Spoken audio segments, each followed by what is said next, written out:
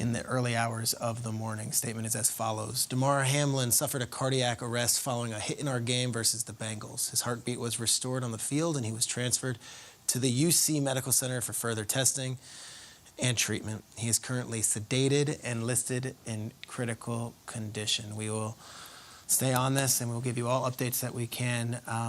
We also wanted to welcome in Scott Pioli, a friend of the show and part of our Good Morning Football family. Scott's in studio this morning. Scott, you've spent several decades affiliated with the NFL, working for teams and doing several initiatives for the league.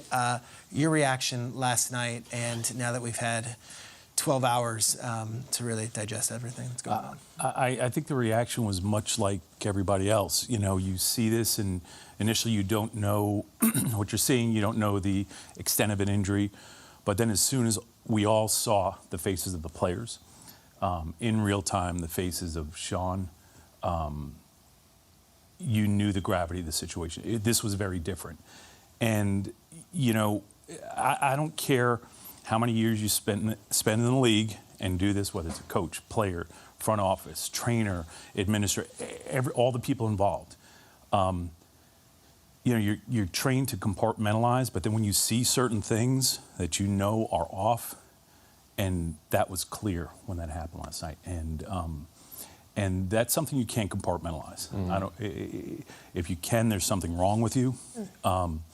It was surreal. It was disbelief. It was immediate prayer. It was shocking. Again, you're in this league, you think you're going to see anything and everything, and you never want to see anything like this. The organization today, Sean McDermott, Brandon Beane, the players, get inside their head as best as you can. What must they be thinking? How do you handle this? What do you do? You know, Kyle, this is such a unique circumstance. So even though I was in this for 27 years, you try to imagine. You know, this is part of what's been going through my thoughts too. Is in your mind's eye. You know, you're trained to think of these things are going to happen. Emergency protocol. You're trained, and there's this book. And then when reality happens, you don't know what to do. I can't pretend to be in their minds. I've unfortunately been in a very traumatic situation myself. You can't ever imagine what other people are thinking until you're in it.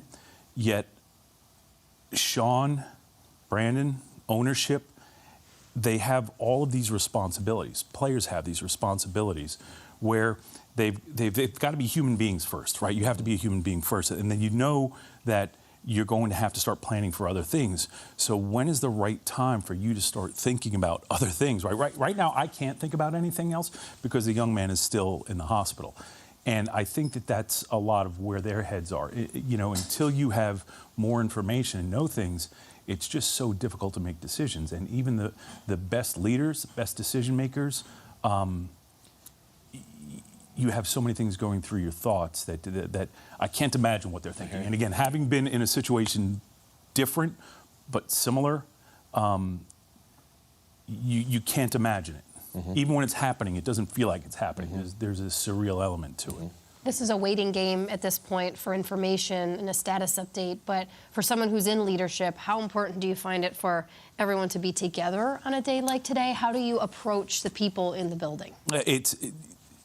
To that point, but everyone is different, right? Some people feel the need to be together. They want to be with each other. Some people want to be alone. They need to be alone with their thoughts. Everyone processes circumstances and trauma and or tragedy in a different way. So what you have to do is have ideas, plans for everybody and every personality type. This is a great question because, again, remembering being in certain situations, the most important thing is, you know, you say that you're family, and it's a very difficult industry to be family because of the things that happen. We release players, yet at the end of the day, you do have to be family. You have to be empathetic, and you just have to be open. And we all have resources at different clubs, and there's going to need to be a lot of emotional support afterwards because, again, there's some young men on that field, on the sidelines, young men and women who saw something that they never imagined they'd see. And this is going to affect people mentally, not just short-term, long-term. And you have to have things and people in place for support, real emotional support. This is not going to, it's going to continue, and the impact that it has on people is going to continue. In this league, we talk about mental health and some of that mental health components. This is part of the mental health. There's folks that are going to be triggered by this in ways that we don't understand yet. Yeah, and Scott, for you in those positions as a leader of men, who do they lean on right now to try to corral? And you talked about some of those important people around. Who do they lean on, the Brandon Beane's ownership, to be able to get the guys and get them on the same page and just bring people together? Jason, and you've been in those locker rooms. I think different people will go different places, and that's part of this. Is as you're thinking through this, you have to understand there's not one catch-all, and there's never going to be one catch-all for the individual. So some people are going to look to Sean. Some people are going to look to their teammates. They're going to look to a veteran player.